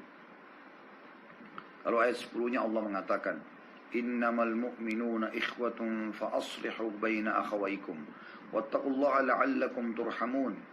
Orang-orang beriman itu sesungguhnya bersaudara. Sebab itu damaikanlah, atau dalam kurung perbaikilah hubungan antara kedua saudaramu itu. Dan takutlah terhadap Allah atau kepada Allah supaya kamu mendapat rahmat. Lalu ayat 11 ini saksi bahasan kita. Ya ayyuhalladzina amanu la yaskhar qaumun min qaumin asa an yakunu khairan minhum wala nisa'un min nisa'in asa an yakunna khairan minhun wala talmizu anfusakum wala tanabazu bil alqab bi'sal ismul fusuq ba'dal iman. وَمَنْ لَمْ يَتُبْ فَأُولَٰئِكَ هُمُ الظَّالِمُونَ. Hai orang-orang beriman, janganlah sekumpulan orang laki-laki merendahkan kumpulan yang lain. Boleh jadi yang ditertawakan itu lebih baik daripada mereka. Jadi tidak boleh sengaja kita mengolok-olok orang. Dan jangan pula sekelompok perempuan merendahkan kumpulan lain. Boleh jadi yang direndahkan itu lebih baik. Dan janganlah suka mencela dirimu sendiri. Jangan bilang, oh kenapa saya jelek, kenapa saya pesek, kenapa saya hitam. Allah yang menciptakan itu semua. Dan jangan memanggil dengan gelaran yang mengandung ejekan. Nah, hai pendek, hai gemuk, hai gendut, hai ini dan itu. Itu tidak boleh semua. Tidak boleh menjatuhkan orang. Seburuk-buruk panggilan adalah panggilan yang buruk sesudah iman. Kalau kalian sudah punya keimanan tidak larang itu. Jadi tidak boleh. Panggil dengan baik, namanya yang baik, santun. Dan barang siapa yang tidak bertaubat, maka mereka adalah orang-orang yang zalim. Ayat 12 juga saksi bahasan kita. Ya ayyuhalladzina amanu ijtanibu katsiran minadh dhanni inna ba'dadh dhanni itsm wa la tajassasu wa la yaghtab ba'dukum ba'dha ayuhibbu ahadukum an ya'kula lahma akhihi maytan fakarihtumuh wattaqullaha innallaha tawwabur rahim. Hai orang beriman, jauhilah kebanyakan prasangka atau kecurigaan, prasangka buruk. Karena sebagian itu adalah dosa. Dan jangan mencari-cari keburukan orang, aib orang dan menyebut-nyebut dan menyebarkan aib itu. Apakah seseorang di antara kamu suka memakan daging saudaranya yang sudah mati? Maka tentulah kamu merasa jijik kepadanya. Artinya hukumannya kamu akan diberikan seperti bangkai saudaramu yang kau akan makan nanti pada hari kiamat. Dan bertakwalah kepada Allah. Sesungguhnya Allah maha menerima atau penerima taubat dan maha penyayang. Lalu kita tutup dengan ayat 13 ya. Allah mengatakan, Ya ayuhan nasu inna khalaqnakum min dzakarin wa untha wa ja'alnakum syu'uban wa qabaila lita'arafu. lita'arafu inna akramakum 'indallahi atqakum innallaha alimun khabir. Hai manusia, sesungguhnya kami menciptakan kamu dari seorang laki-laki dan seorang perempuan dan menjadikan kamu berbangsa-bangsa dan bersuku-suku supaya kamu saling kenal mengenal. Sesungguhnya orang yang paling mulia di antara kalian di sisi Allah adalah orang yang paling bertakwa. Jadi ini yang jadi saksi bahasan kita ya. Orang yang paling mulia adalah orang yang paling bertakwa.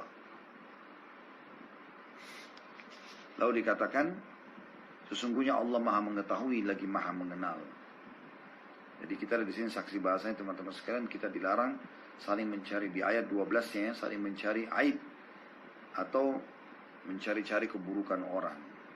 Ini teman-teman sekalian sesuatu yang luar biasa, yang merupakan ya, penegasan dalam agama kita. Tidak boleh seseorang sibuk dengan mencari aib orang.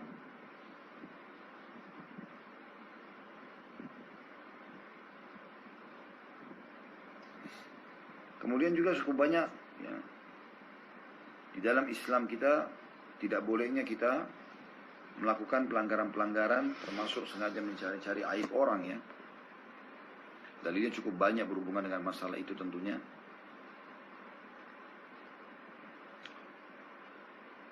Saya akan coba lihatkan bagaimana hadis Nabi SAW. Hadis ini hadis sahih. Kata Nabi SAW, "Iyyakum wadh-dhann, fa inna adh-dhanna akdzabul hadits, wa la tajassasu, wa la tahasadu, wa la tahassasu." Ya. Nah.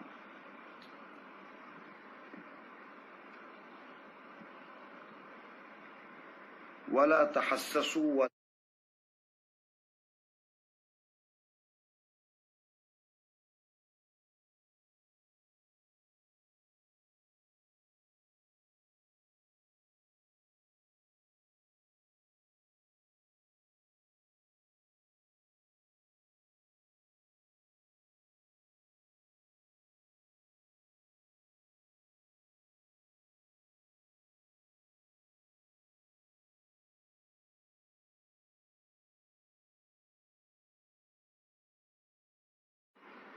sengaja bersangka buruk sama orang. Selalu yang dilihat adalah kesemata-matai, saling mendengki, saling membelakangi, dan saling membenci. Jadilah kalian hamba-hamba Allah yang bersaudara. Nah, jadi ini penekanannya sangat luar biasa dalam hadis ini. Dan ini subhanallah berentetan seperti satu sama yang lain ya. Jadi kata Nabi SAW, jangan ya, berprasangka buruk. Karena mulai dari sangka buruk dulu nih. Kemudian nanti akan pindah, jangan mencari-cari kejelekan orang. Kalau sudah sangka buruk, sengaja kita cari kejelekannya. Lalu jangan memata-matai, karena memang setelah sangka buruk, ya, maka akan muncul mencari-cari aib. Setelah itu pasti akan memata-matai, otomatis. Jangan saling mendengki, otomatis akan muncul dengki. Jangan saling membelakangi dan jangan saling membenci. Ini musuhan, akan terjadi itu. Ini adalah hadis Nabi SAW yang luar biasa. Kata Umar radhiyallahu anhu, "Wala tadhunnanna bi kalimatin kharajat min akhik al-mu'min illa khaira wa anta tajid laha fil khairi muhmala." Artinya, janganlah engkau berprasangka terhadap perkataan yang keluar dari saudaramu yang mukmin kecuali dengan prasangka yang baik. Dan hendaklah engkau selalu membawa perkataannya itu kepada prasangka-prasangka yang baik. Jadi jangan langsung buruk dulu. Banyak orang prasangka buruk, orang tidak sadar. Syekh Abu Bakar bin Jabir al-Jazair juga rahimahullah menyebutkan tafsir surah Al-Hujurat ayat 12 yang sudah kita bacakan.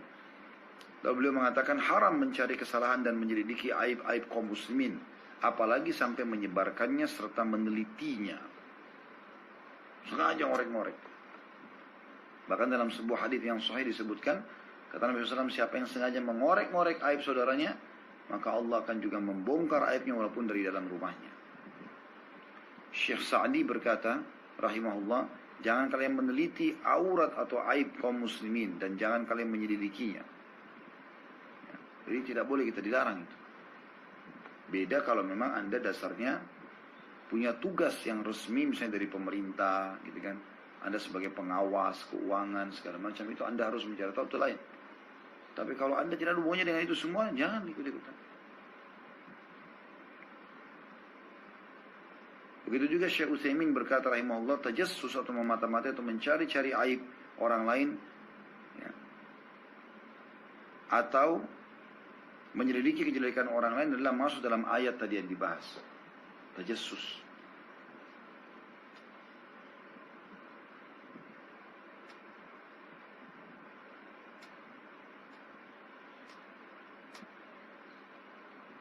Pernah teman-teman sekalian, seorang khalifah Utsmaniyah, dia Syekh Muhammad Sultan Muhammad Murad, Sultan Murad, ya. Sultan Murad ini ayahnya Sultan Muhammad Fatih yang bebasin Konstantinopel itu dari kekufuran, itu namanya Sultan Muhammad. Ayahnya Sultan Murad. Sultan Murad ini terkenal juga orang yang cenderung kepada kesolehan insya Allah. Ada satu tradisi yang dia sedang lakukan, yaitu dia di malam-malam tertentu dia keluar mengajak sekretarisnya, lalu dia tanggalkan baju kerajaan, lalu dia pakai baju biasa. Kemudian dia jalan di tengah-tengah masyarakat untuk mendengar permasalahan mereka apa. Satu malam dia pernah keluar teman-teman sekalian, kemudian dia temukan ada orang rupanya karena dia pakai baju biasa, orang tidak tahu kalau dia sultan gitu kan. Maka pada saat dia jalan di tengah-tengah masyarakat, ada satu orang pegang botol khamr, kepleset, jatuh, kepalanya terbentur jalanan, mati. Di tangannya ada botol khamr.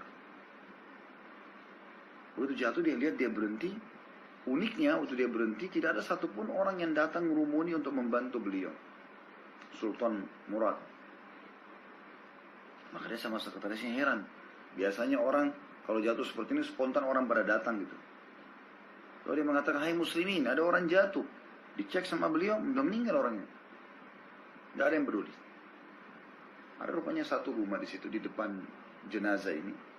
Buka pintu, lalu Sultan Murad bilang, ini orang jatuh, bisa dibantu nggak? Kata dia, nggak usah kau bantu, untuk apa kamu bantu? Dia tidak tahu kalau yang diajak bicara ini sultannya. Lalu kata Sultan Murad, kenapa? Dia bilang, orang ini setiap hari mabuk, minum khamr, setiap hari berzina. Lalu untuk apa kita bantu? Kata Sultan Murad, paling tidak dia muslim, sudah meninggal. Kalau anda tidak mau bantu, tunjukkan saya minimal alamatnya. Maka orang itu pun menunjukkan alamatnya. Sultan Murad membawa dengan sekretarisnya. Sekali lagi tidak ada yang tahu kalau dia raja ya. Kemudian dia ketuk-ketuk, ternyata ada seorang ibu buka pintu. Itu ternyata istrinya orang ini. Nangis ibu itu. Waktu nangis-nangis, dia diizinkan, Sultan Murad sama sekretarisnya diizinkan untuk membawa jenazah masuk ke dalam.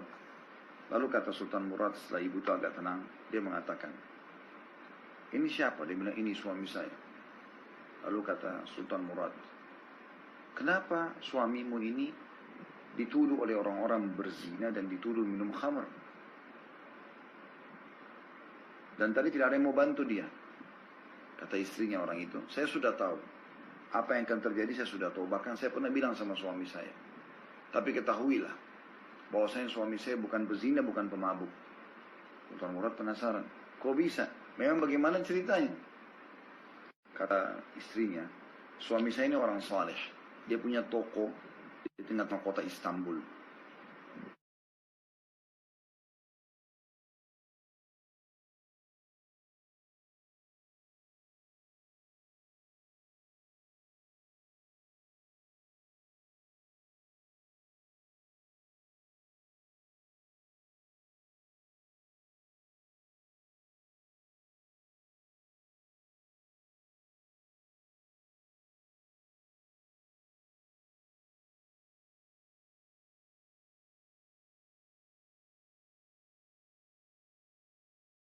Kemudian dia bawa pulang ke rumah dan dia membuang khamr pelacuran. Kemudian dia membayar berapapun dia mampu dari pelacur itu agar tidak bertugas pada hari itu, tidak berzina. Seakan-akan sudah di booking sama dia, berhenti. Dan saya sudah pernah bilang, hai suamiku, ini nanti kalau orang tidak tahu, orang pikir kau pemabuk, orang pikir kau juga akan berzina. Karena itu orang lihat. Maka dia mengatakan tidak usah khawatir wahai istriku, karena Allah Maha mengetahui. Dan kalaupun aku meninggal nanti, maka Allah akan datangkan sultan bersama pejabat pemerintahan untuk mensolati jenazah saya atau jenazahku. Tiba-tiba Sultan Murad meneteskan air mata lalu mengatakan, sungguh benar yang suamimu ucapkan, hai ibu. Saya Sultan Murad dan inilah sekretaris saya. Dan saya akan datangkan ulama-ulama Turki untuk mensolati jenazah suamimu esok hari ini. Jadi teman-teman, kadang-kadang subhanallah ada orang yang seperti ini ternyata tidak melakukan kemaksiatan. Kalau kita tidak tahu, jangan ikut-ikutan, jangan masuk. Sedangkan itu aibnya saja dia, kita dianjurkan menasihatinya dengan cara yang baik. Imam Ahmad rahimahullah pernah menasihati muridnya. Dia datang tengah malam. Orang udah tidur, senyap. Dia ketuk pelan-pelan pintu rumah muridnya. Muridnya dengar ada suara ketukan, lalu dia mengatakan, siapa? Kata Imam Ahmad, Ahmad. Buru-buru muridnya buka, karena dia tahu Ahmad nama gurunya. Kemudian dibuka pintu, lalu Imam Ahmad, muridnya mengatakan, silakan masuk, Imam. Imam itu kayak kita kiai, guru. Lalu kata Imam Ahmad, kecilkan suara, ini tengah malam. Lalu kata muridnya Imam Ahmad, masuk pelan-pelan dengan menjingkrak-jingkrakkan kakinya. Sampai tiba di kursi yang dipersilakan masuk dulu oleh muridnya. Kemudian dia dengan suara kecil Imam Ahmad mengatakan, kata muridnya begini, ada apa wahai Imam? Gitu. Imam Ahmad mengatakan, kecilkan suaramu. Ada sesuatu yang saya ingin sampaikan kepadamu.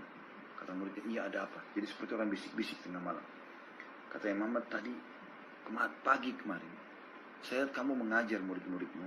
Jadi kebetulan murid ini sudah punya murid-murid juga gitu kan. Dan kamu berada di bawah pohon, naungan pohon, kamu tidak kepanasan, murid-muridmu di bawah matahari, berada naungan.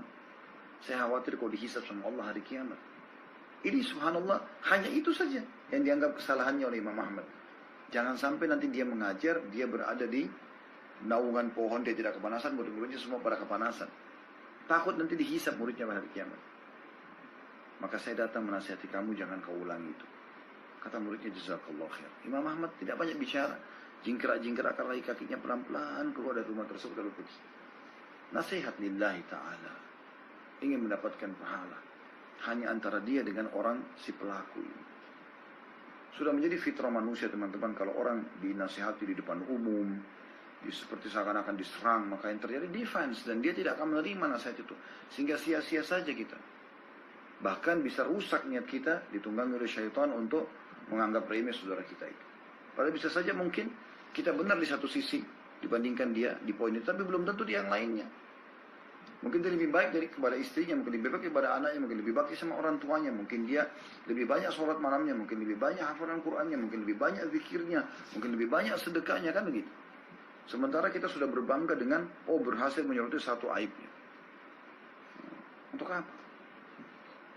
Bukankah Nabi SAW bersabda pada saat mengangkat bangkai kambing di pasar, kemudian mengatakan, sungguh demi zat yang jiwa Muhammad dalam genggamannya, seseorang di antara kalian memakan bangkai lebih ringan daripada dia menceritakan aib saudaranya muslim.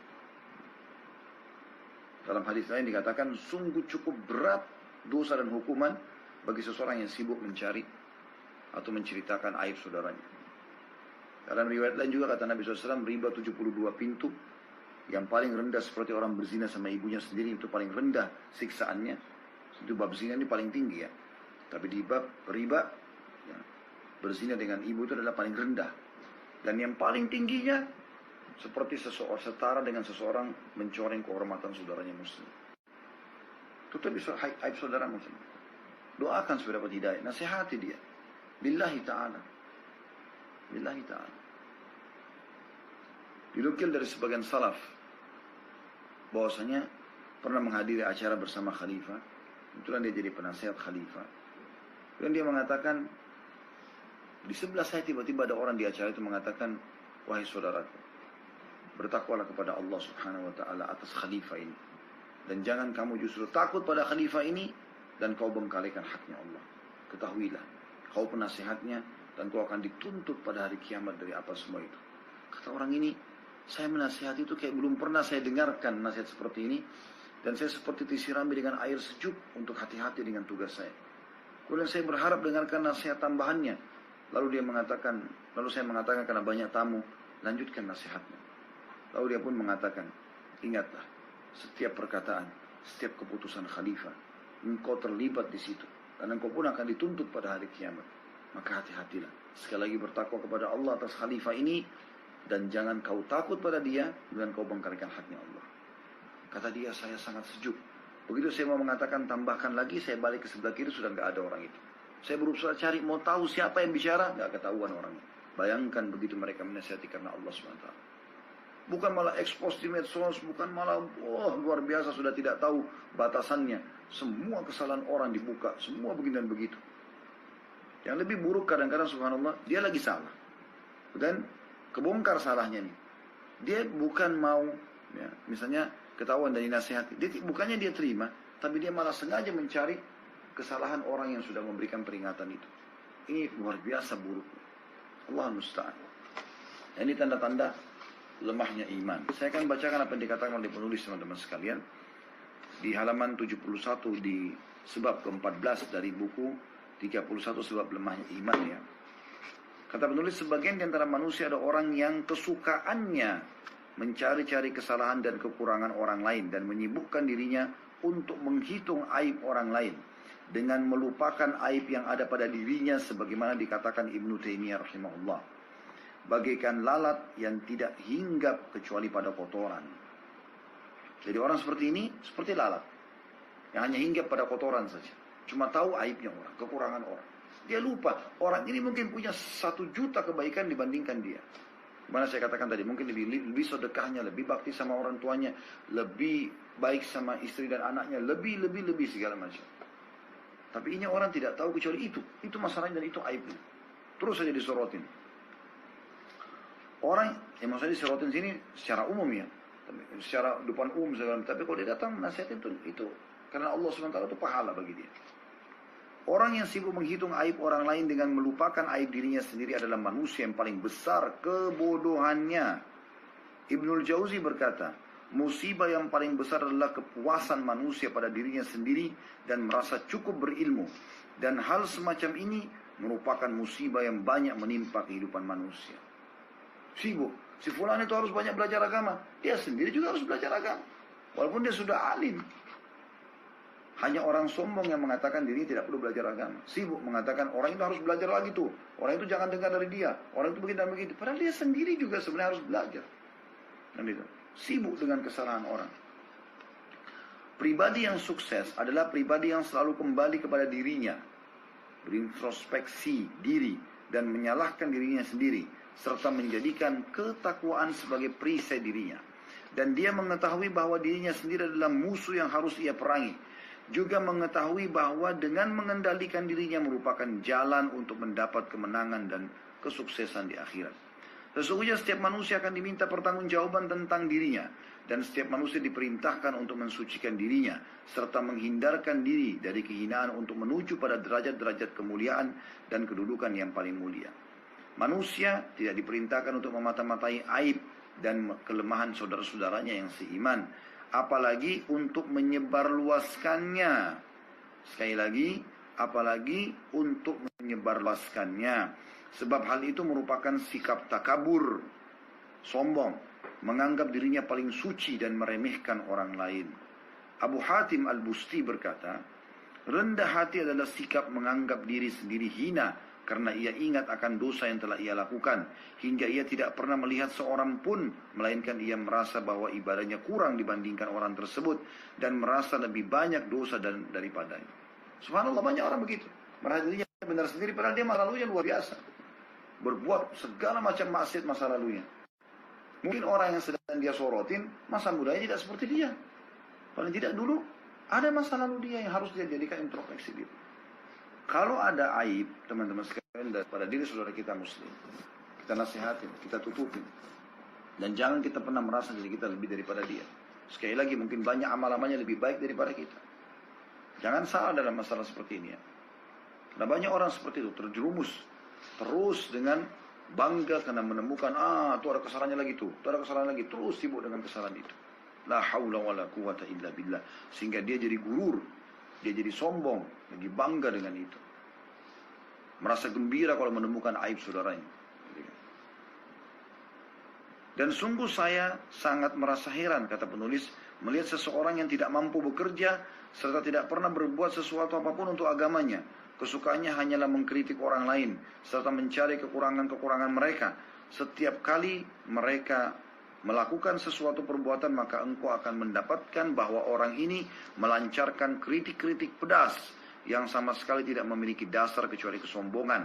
Dan dia tidak pernah hadir di suatu majelis, kecuali hanya ingin mengkritik terhadap si fulan dan si anu atau si fulan.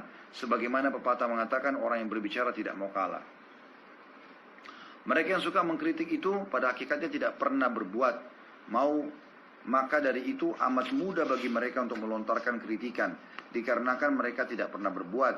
Ketidakmampuannya pada hal itu membuat peluang bagi dirinya untuk bebas berbicara di hadapan kaum muslimin dengan alasan untuk membangun. Tetapi pada hakikatnya alasan yang mereka kemukakan itu adalah jauh dari kenyataan yang sebenarnya. Sikap semacam ini sering ditemukan pada diri mereka yang menyatakan diri berada di dalam barisan tokoh kebangkitan Islam. Lalu iblis memperdayanya hingga tidak ada yang mereka lakukan kecuali mengkritik tanpa bisa berbuat. Jika mereka mendengar kata-kata orang alim atau seorang penuntut ilmu dalam suatu pertemuan, maka mereka berusaha meneliti ucapan itu untuk mencari kesalahan yang terjadi pada pertemuan itu. Jika yang mendengar seorang khatib berceramah dengan menggunakan bahasa Arab namun tidak fasih atau kurang tepat ilmu nahwunya, maka ia sering menyebarluaskan kesalahan ini.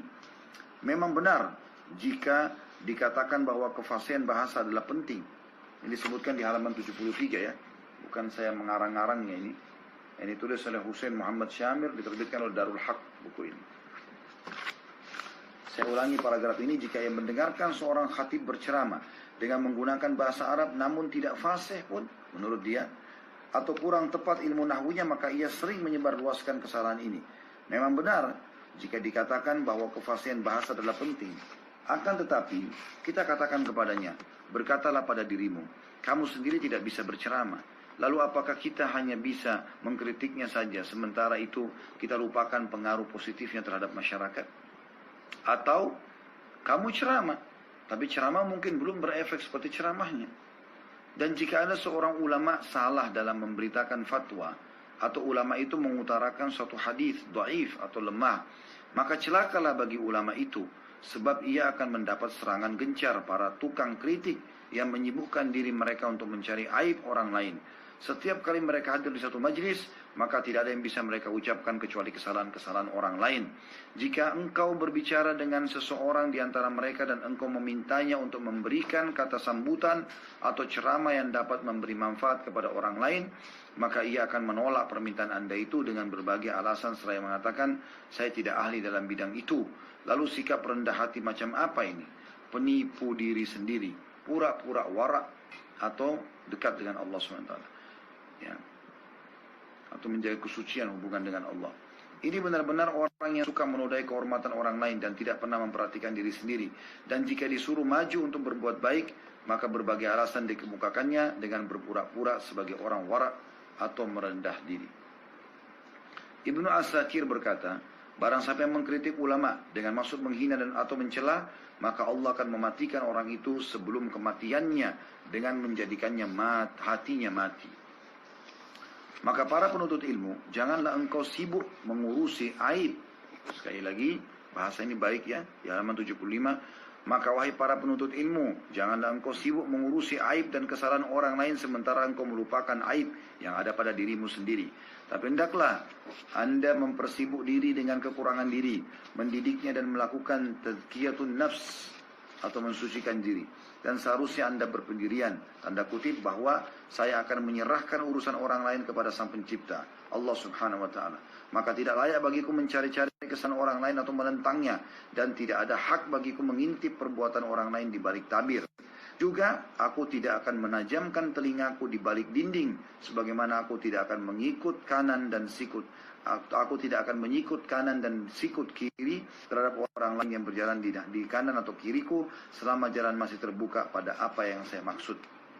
Akan tetapi, tidak ada larangan bagi seseorang yang datang kepada saudaranya untuk memberikan nasihat serta menerangkan aib-aibnya dalam rangka melakukan islah atau perbaikan dan meluruskan kesalahannya. Tapi antara dia sama saudaranya, bukan sengaja mengekspos sama sini.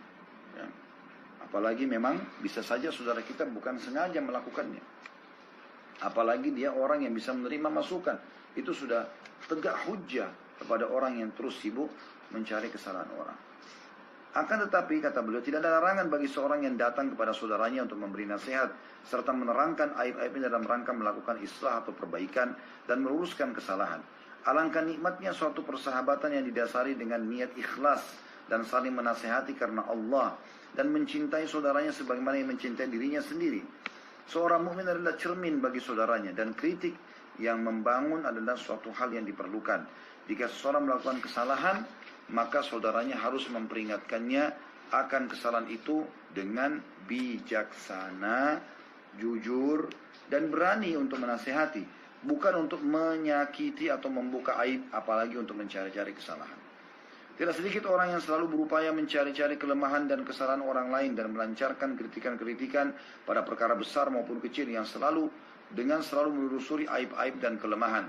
Lalu Allah membuka aibnya sendiri di hadapan orang banyak hingga ia sesat atas ilmu dan aib menimpa dirinya sendiri. Hal semacam itu dapat dijadikan pelajaran bagi orang-orang yang berpikir. Alangkah indahnya hidup manusia yang selalu berkomunikasi dengan dirinya sendiri. Bukankah engkau telah melakukan perbuatan dan itu? Lalu ia menghinakan diri sendiri di hadapan Allah serta memohon kepadanya, Allahumma ati nafsi taqwaha wa zakkiha anta khairu man zakkaha.